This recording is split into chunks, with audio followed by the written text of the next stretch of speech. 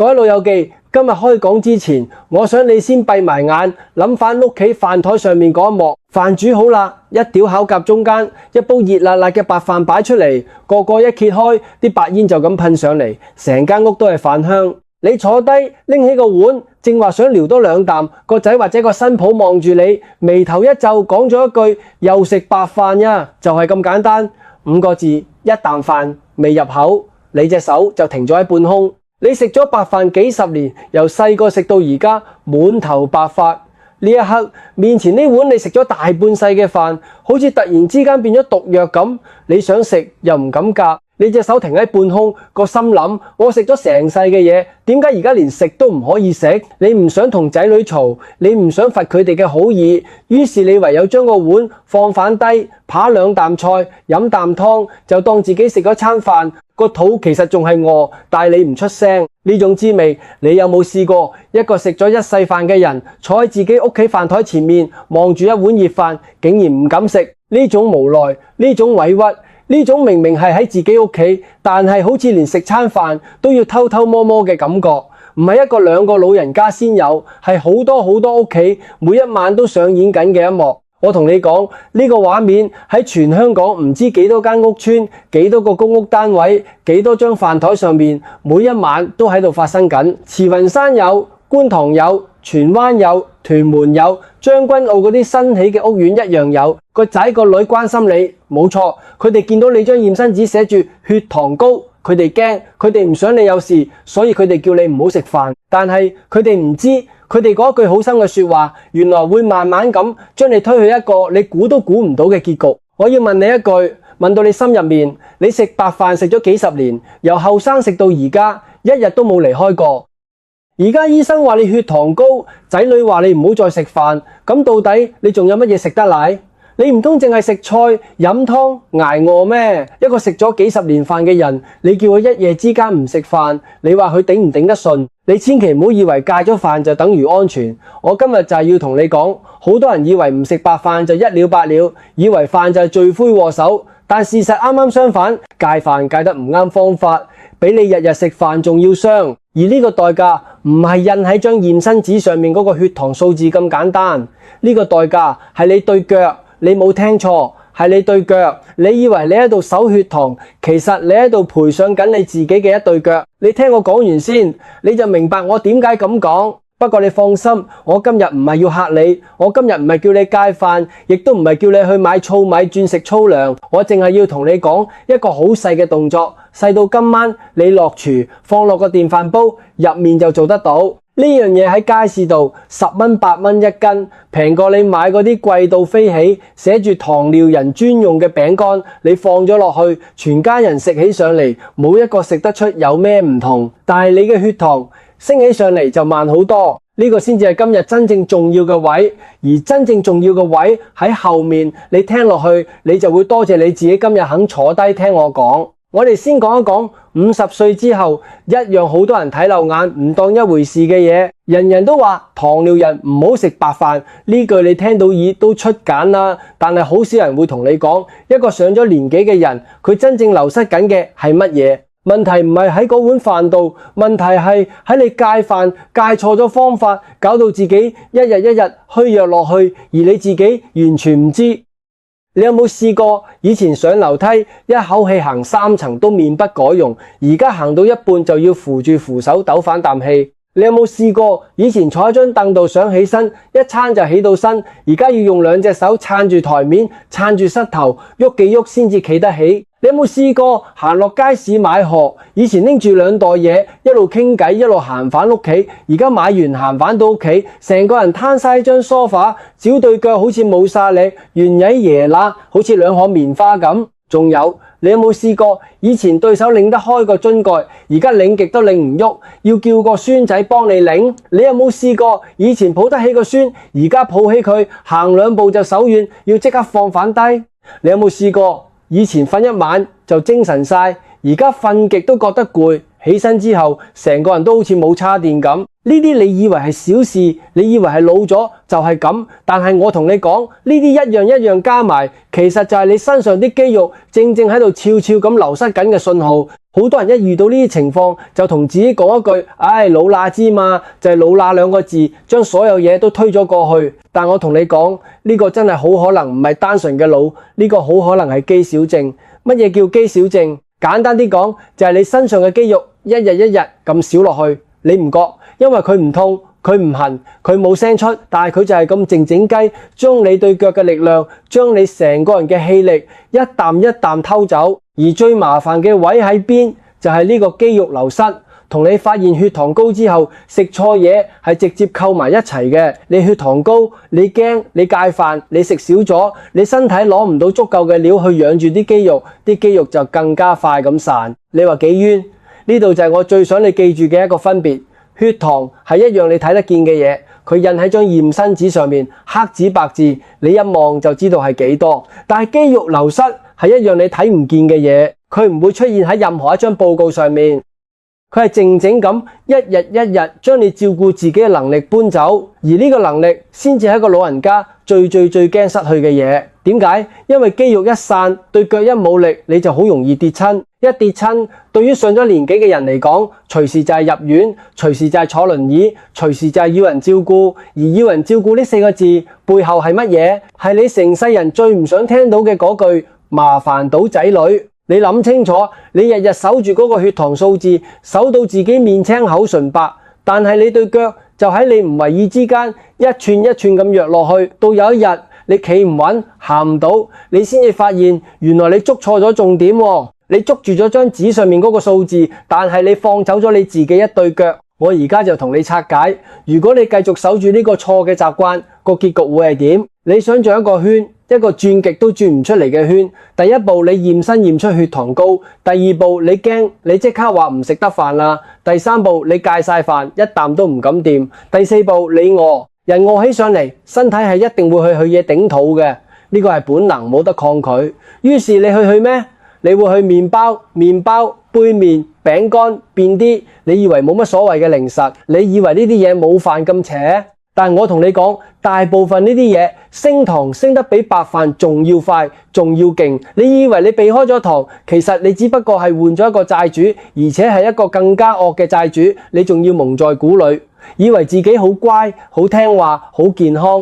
呢個係第一重，仲有第二重，呢一重更加重。冇咗飯，你身體就冇咗一個好穩定嘅能量來源。人一冇能量就覺得攰，成日都提唔起勁。人一攰就越唔想喐，越唔想行，越唔想出街。而你越少喐，你啲肌肉就散得越快。因為肌肉呢樣嘢，你唔用佢，佢就走。用進廢退呢個道理，你細個都聽過。跟住肌肉一少，你身體處理血糖嘅能力又會再差。因為肌肉本身就係身體用嚟消耗血糖嘅一個大倉庫，倉庫細咗，糖冇位擺，血糖就更加難落。你睇個圈就咁樣兜返轉頭，溝返埋一齊，越轉越緊。我見過唔少呢種情況，有啲老人家戒飯戒到面黃黃，成個人瘦晒，對眼冇晒神，行出嚟俾人一睇就知佢近排唔妥。人哋以為佢係咪有咩大病，其實佢冇咩大病，佢淨係戒飯戒到虛咗。你話幾冤枉？佢咁辛苦克制自己，結果換嚟一個咁嘅樣。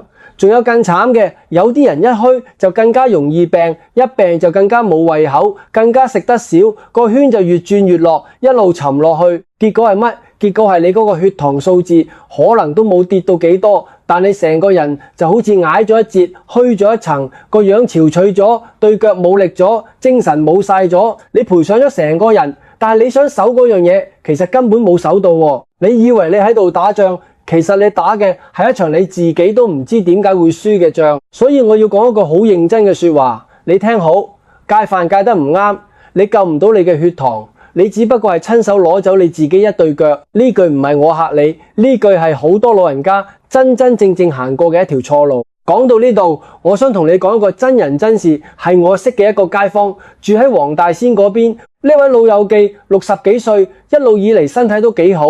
有一次去驗身，驗出嚟血糖高，佢一聽到即刻就慌咗。佢諗醫生話血糖高，個個都話糖尿唔好食飯，咁我索性一啖飯都唔食啦。佢真係做得好徹底。由嗰日開始，佢淨係食菜，飲下啲清湯，3個月一粒飯都冇掂過。你話佢有冇恆心？佢真係有恆心，恆心到得人驚。但係3個月之後係點？佢嗰個血糖數字喐都冇點喐過，依然企喺嗰度，但係佢個人就唔同咗。以前上樓梯冇問題，而家行上2層就氣喘晒，要停低抖，對腳好似就快甩出嚟咁，冇晒力，成個人精神都 rest 晒，冇晒神采。佢自己都好無奈，佢同我講：我連飯都戒埋啦，你仲想我點呀？我仲可以點呀？你聽下佢呢句幾咁無奈。佢覺得自己已經好努力，好聽話，已經犧牲到咁盡，點解個結果係咁？仲有一段我一定要同你講，呢位老友記個女好孝順，係真心孝順嗰隻。個女一聽到老豆糖尿，即刻上網傍資料，人哋話食糙米好，佢二話不說，買咗一大包糙米返嚟煮俾老豆食。個心係好嘅，你唔可以怪佢。但係問題嚟啦，啲糙米煮出嚟又硬又韌，粒粒都好挑機。而呢位老友記成把口得返2隻牙，你叫佢點嚼，佢嚼極都嚼唔爛，吞又吞唔落，食到成餐飯眉頭深鎖。唔單止佢食唔慣，連屋企其他人都嫌硬嫌難食。結果係點？結果嗰一大包糙米食咗冇幾多，就俾人塞咗落廚房個櫃桶最底，同啲過咗期嘅罐頭乾貨擺埋一齊，再冇人掂過。講埋另一個俾你聽，呢個係荃灣街市嗰邊嘅一位師奶，我叫佢做陳姐。陳姐都係差唔多年紀，60出頭，自己一個人住。佢個仔喺外國，一年返嚟1-2次，平時就靠電話問候。陳姐驗出血糖偏高之後，佢嘅心態同黃大仙嗰位老友記啱啱相反。佢諗我一個人住，冇人理我，我唔理得咁多啦，鍾意食就食。於是佢照樣餐餐大碗白飯，仲要煮到樣餐地，話飲養個胃舒服嘛。佢覺得自己一個人煮餐好嘢，氹返自己開心啫，冇乜所謂。但係半年之後，陳姐嚟我嗰陣已經唔同咗。佢話佢近排成日覺得攰，行去街市買行，行到一半就要有張凳坐低，抖反啖氣。有一次佢喺屋企廁所差啲跣親，幸好扶住咗，但係嚇到佢成晚瞓唔着。佢同我講：我最驚就係跌親，我一個人住，萬一跌親喺屋企冇人知，我點算？個仔又唔喺身邊。佢講嗰陣個眼眶都紅埋，你聽下。一個獨居嘅老人家，佢真正驚嘅唔係個血糖數字，佢驚嘅係有一日佢跌低咗，冇人扶得起佢。呢種驚你有冇試過？陳姐嘅問題同黃大仙嗰位老友記其實係同一個根，一個係戒到盡，一個係放到盡，睇落相反，但係佢哋都行緊同一條錯路，一個令自己冇料養生，一個令血糖一路飆，兩個都唔知原來食飯呢件事係可以有第3條路行嘅。呢條路就係我今日要同你講嘅，你唔使做苦行僧，亦都唔使自暴自棄，你只不過要煮啱一煲飯。呢2個故事俾到我哋一個好實在嘅道理，你叫一個食咗白飯幾十年嘅人一夜之間轉食糙米，就好似你叫一個飲咗幾十年茶嘅人即刻轉飲白開水一樣，啱唔啱？啱嘅，道理上係啱嘅，但係佢做唔到成世咁樣嘅啱，其實等於冇用。捱得1個月，捱唔到1年，你可以逼自己一陣，但係你逼唔到自己一世。養生最難嘅位唔係你有幾大決心，而係你做唔做得到成世。一樣嘢，如果你維持唔到，咁佢再好都好，對你嚟講都係得個講字。好啦，講到呢度，我要同你正正式式咁拆穿2個一直喺度折磨緊好多人嘅錯誤諗法。第一個錯誤諗法係一定要戒白飯。第二個錯誤諗法係一定要轉食糙米先至健康。呢2個諗法壓喺無數老人家身上，搞到大家食餐飯都食得好唔開心，好有壓力。我而家同你直接講，你唔使戒，你亦都唔使去同啲又硬又難嚼嘅糙米搏鬥。真正嘅解決方法唔係犧牲，唔係逼全家人陪你食難以下咽嘅嘢。真正嘅解決方法簡單到你唔信，你只不過係喺你日日都用嗰個電飯煲入面加多一樣嘢。呢樣嘢你喺街市日日都見到，10蚊8蚊一斤，平過你去藥房去超市買嗰啲貴價嘅糖尿人專用食品唔知幾多倍。你有冇諗過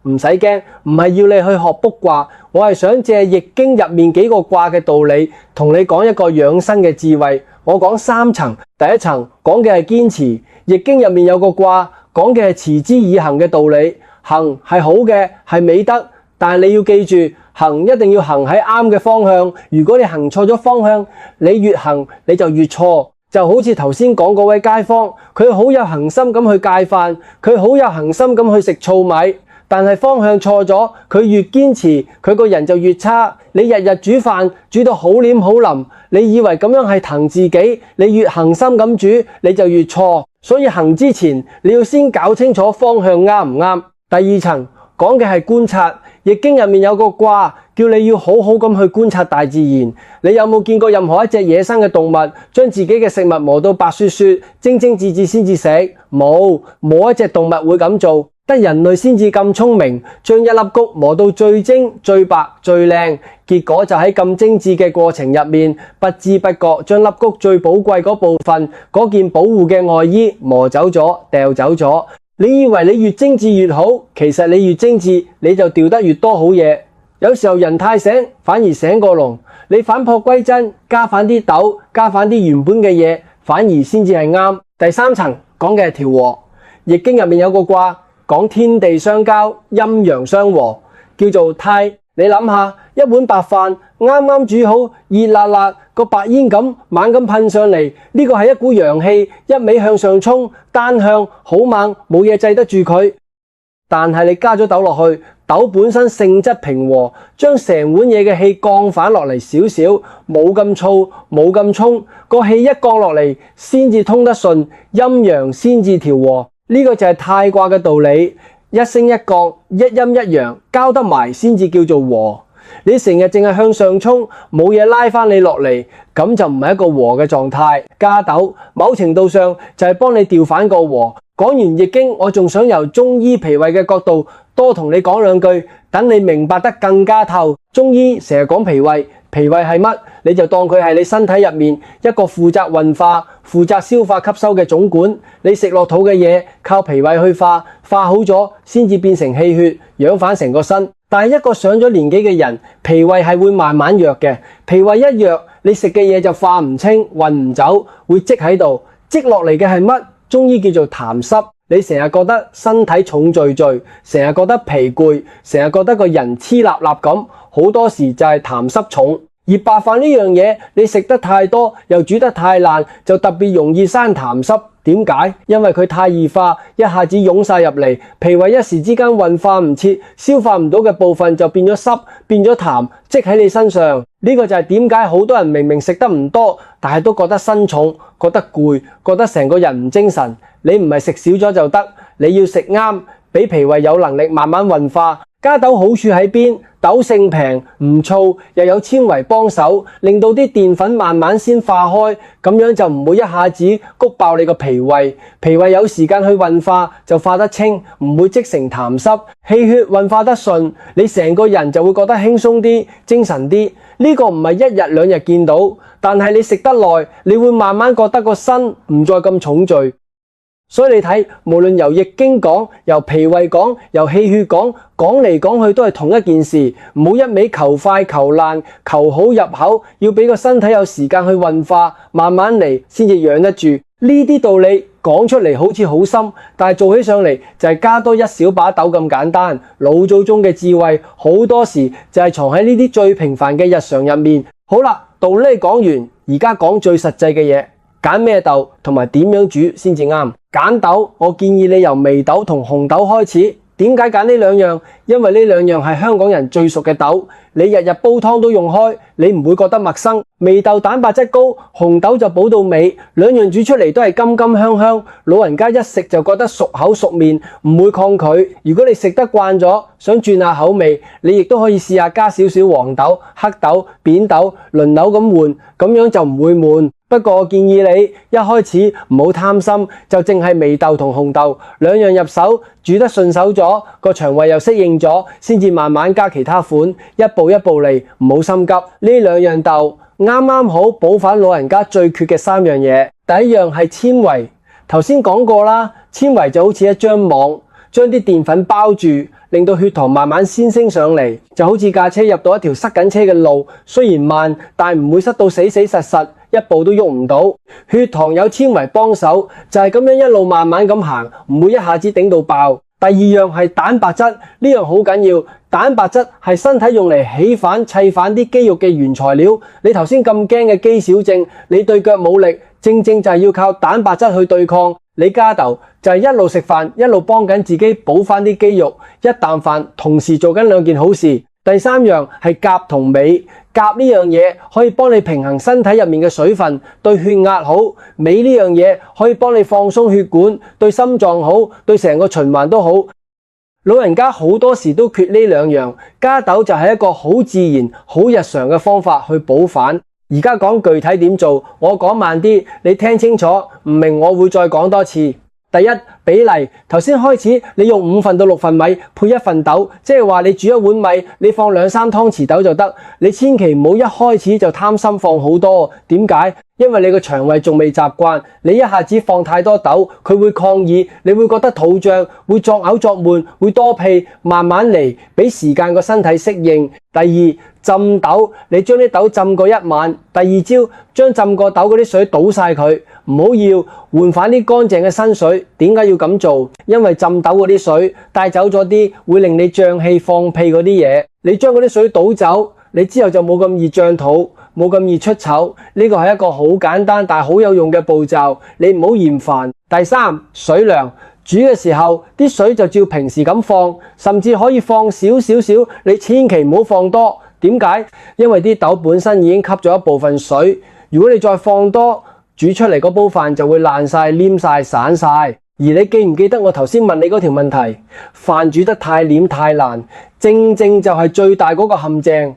所以呢一步寧願水少，唔好水多。第四，俾懶人嘅 tips，如果你覺得日日浸豆好煩，你可以一次過浸一大鑊。浸好之後分成1份1份，放落雪櫃冰格，之後變日想煮你就攞1份出嚟，唔使解凍，直接倒落飯煲同米一齊煮就得。咁樣你成個星期都唔使再浸，慳翻好多功夫，一次搞掂，食足1個禮拜，啱晒你哋呢啲又想健康又唔想日日搞咁多嘢嘅街坊。第五，講埋食嘅次序俾你聽，呢個好多人唔知，但係好有用。你食飯嗰陣唔好一開波就扒2啖白飯落肚，你可以先夾啲菜，夾啲芡，飲2啖湯，墊一墊個底，之後先至食飯。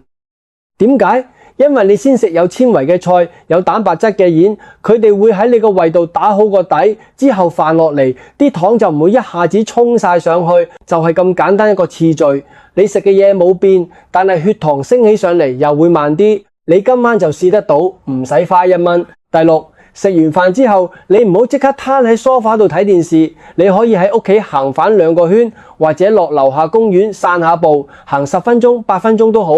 點解？因為你喐一喐，你啲肌肉就會即刻攞啲糖去用，血糖自然升得冇咁高。呢個唔使你去做劇烈運動，你就係飯後慢慢咁行，擰下手，喐下對腳，已經幫到手。老人家最啱就係呢啲溫溫和和嘅喐動，唔傷關節，又幫到血糖，又順便活動下對腳，一舉幾得。好啦，講到呢度，我要同你講埋啲要小心嘅位，同埋最容易犯嘅錯，你一定要聽埋落去，因為呢部分先至係防止你好心做壞事嘅關鍵。第一個要小心嘅係脹氣同放屁，呢個係好多人一開始加豆會遇到嘅嘢。點解決？一、浸夠時間；二、浸過嘅水一定要倒走；三、慢慢咁一啲一啲加。第一個禮拜你放1湯匙，第二個禮拜先加到2湯匙，俾時間你個身體慢慢生返啲消化嘅酵素去適應。通常2-3個禮拜就會好返晒，冇乜事。我專登講清楚呢一點，因為好多老人家佢最怕嘅就係同仔女孫仔坐埋一台食飯嗰陣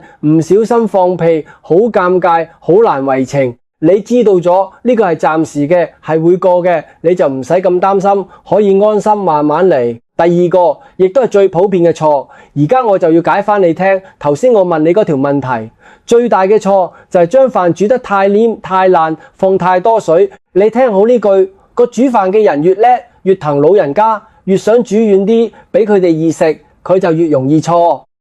點解？因為飯一爛到粒粒都爆開晒，黐埋一嚿，咁樣其實已經係幫你消化咗一半。你吞落肚，啲糖即刻就衝上嚟。你估下咩嘢升糖升得最快？就係白粥。一碗滾熱辣、煮到稀爛嘅白粥，升糖之快喺所有嘢入面數一數二。所以你嗰份好心，想煮到喺你俾老人家食，原來正正就係最大嗰個陷阱心。你嘅一番好意反而害咗佢。你今日聽完返到屋企煮飯就唔好再煮到咁厭啦，寧願煮到粒粒分明，有返少少嚼口。同埋我要提你，好多人煮飯中意撳個電飯煲嗰個煮粥煮軟飯嘅掣，以為咁樣疼老人家。你以後就唔好撳嗰個掣啦，就用平時煮普通飯嗰個掣，水又收返少少，咁煮出嚟嘅飯就啱晒。你甚至可以試下，平時你落幾多水，你收返1格2格水，睇下煮出嚟係咪硬淨啲，有嚼口啲。一開始可能你唔慣，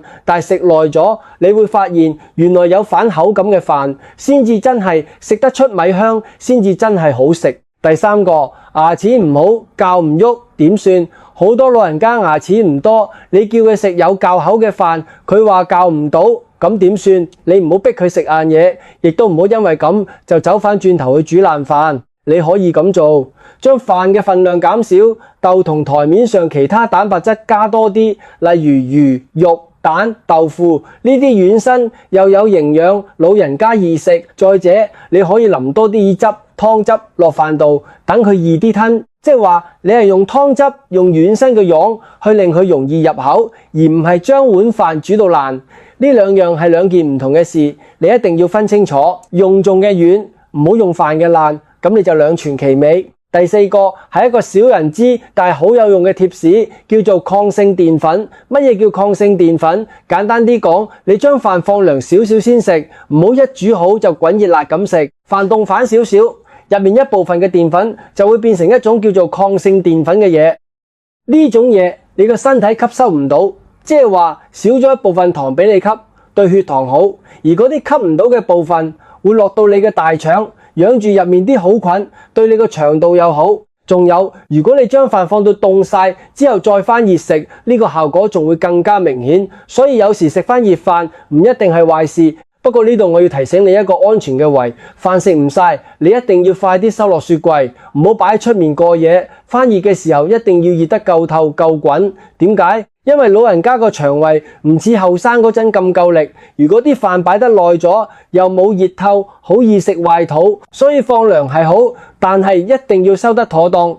翻熱要熱透，呢個安全嘅位你唔好慳。好啦，講咗咁多，我而家要講返最重要嗰一點，同埋喺結尾之前俾你一個好認真嘅提醒。我哋講返黃大仙嗰位老友記，佢後來點？佢聽人講唔好再一味咁戒飯，佢就改咗方法，佢開始煮豆飯，放少啲水，唔煮咁爛，又識得放涼少少先食。3個月之後，佢再去復診，你估點？佢個血糖數字守得住，冇再要加藥，而佢個人呢反而重返咗幾磅，行返上樓梯，對腳又有反力。佢自己都好感慨，佢講咗一句我到而家都記得嘅說話，原來唔係要戒飯，係要煮啱佢。仲有一個好細微但係好精彩嘅位，佢改咗成3個月，佢屋企人冇一個發現到佢改咗啲乜，佢冇同人嘈，冇逼人陪佢食難食嘅嘢，佢就咁靜靜雞喺個飯煲入面加咗把豆就搞掂晒。呢個先至係最叻嘅地方。因為養生最難嘅就係你要做到成世，而又冇人需要為咗你去犧牲。你冇搞到一家人雞飛狗走，冇搞到餐餐飯台氣氛僵硬，你就靜靜咁將自己顧好咗，呢種先至係真正嘅智慧。養生唔係要你天天同全家人講道理，日日搞到成頭家為咗你團團轉。養生係你自己靜靜咁喺日常入面做啱幾個細節，長長久久咁守住個身。呢種唔聲張唔勉強做到一世嘅方法，先至係最實在最可靠嘅方法。不過講到呢度，我要好嚴肅咁同你講一段嘢，呢段你千祈唔好當耳邊風。第一，豆飯唔係藥，佢唔可以代替醫生開俾你嘅藥，亦都唔可以代替你復診，你依然要照醫生吩咐食藥，依然要照期去復診。豆飯係幫你日常打好個底，但係佢唔係神仙藥，唔好指望佢醫好你個病。第二，豆本身都有澱粉，如果你而家有食緊糖尿藥，你就要將豆計埋落你成日嘅總食量入面一齊計。你千祈唔好憑感覺自己減藥，覺得自己食咗豆飯好似好返啲，就自己收埋啲藥。你想調整藥，你一定要問返醫生或者問返營養師，呢個係人命關天嘅嘢，唔好自把自為。第三，如果你有腎病，你要小心鉀呢樣嘢。如果你有痛風，你要知道豆入面有嘌呤。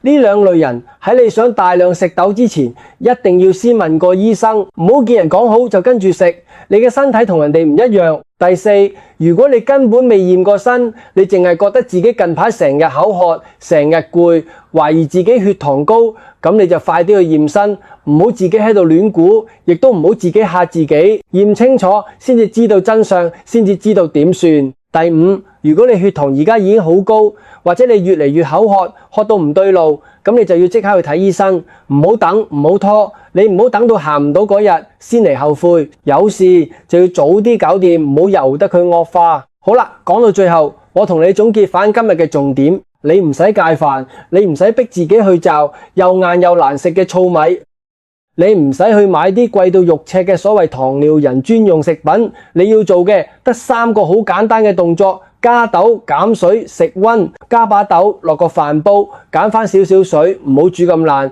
食嘅時候等佢凍返少少，至溫溫地先食。就係咁3個動作，10蚊8蚊一斤，今晚就做得到，做到成世都做得到。而換返嚟嘅係乜？係你嘅血糖升得慢咗，係你啲肌肉守得住，係你對腳仲有力，係你保得住老年人最寶貴嗰樣嘢，自己顧到自己，唔使麻煩仔女。你唔使再對住碗飯，又想食又唔敢食，你唔使再喺飯台前面覺得委屈，你可以安安樂樂咁食返你食咗一世嘅飯，同時又守住你嘅健康，呢個先至叫做兩全其美，呢個先至叫做真正嘅養生。你唔使犧牲，你屋企人亦都唔使陪你犧牲，大家如常咁食飯，但係你就靜靜咁幫緊自己個身。我最後想同你講一句守身嘅說話，養生最難嘅唔係你一時三刻嘅決心，而係你能唔能夠做到一世。天行健，君子以自強不息。你睇下個天，佢日日都係咁樣運行，唔快唔慢，冇一日偷懶，亦都冇一日搏命。你都應該係咁，你唔使去做啲驚天動地嘅嘢，你唔使今日就翻天覆地咁改變自己嘅生活，你只不過需要每一日做一個細到冇人為意嘅動作，加多一小把豆，減返半碗水，就係咁樣，年復一年，佢就靜靜咁一日一日幫緊你嘅血管，養緊你嘅身體，守緊你對腳。你唔好等到有一日你行唔到，企唔穩，要坐輪椅，要人餵飯，你先至喺度後悔，話當初點解冇早啲聽人講？呢個世界上冇得反轉頭，你今日肯坐低聽我講完，就係一個好嘅開始。今晚你落廚嗰陣，就記得喺個飯煲度加把豆，減啲水，就係咁一個細細嘅動作，守住你嘅將來。我知道人越老越驚兩樣嘢，第一樣係驚病，第二樣係驚成為仔女嘅負累。你一世人含辛茹苦養大佢哋，你最唔想嘅就係到老嗰陣反過嚟要佢哋放低工作，放低自己頭家嚟湊你、威你、扶你。你想自己企得穩、行得到，自己去街市、自己買字、自己煮飯、自己照顧自己，呢份自主、呢份尊嚴，先至係一個老人家心底最寶貴嘅嘢。而守住呢份自主嘅第一步，唔係啲驚天動地嘅大事，就係由今晚你煮嘅嗰煲飯開始。你諗清楚，健康唔係一場衝刺，係一場好長好長嘅路。你唔使今日就要立即改變成個人生，你只不過要由今日呢一餐飯開始行對第一步，之後每一日行多一步，日子有功，你會發現原來守住健康冇你想象中咁難，亦都冇你想象中咁苦，佢就藏喺你每一日一啖飯一個小動作入面。最後我想你幫我做一件事，亦都係幫你自己做一件事。你喺下面留言打俾我4個字：加豆減水，唔使寫其他嘢，你打出呢4個字，我就知道你收到我嘅心意。而呢4個字亦都係你講俾你自己聽嘅一個提醒，提醒你自己由今晚開始顧好自己對腳，顧好自己個身體。如果你覺得今日呢條片對你有用，或者你身邊有屋企人、有老友記都啱聽，你就記得訂閱我個頻道。訂閱咗，你日日都會繼續收到香港中老年養生、中醫食療、易經養生、長者健康生活嘅內容。我哋一齊手身、手腳、手力，守住我哋喺老年嗰份自主同尊嚴。請訂閱頻道，我哋下條片再見。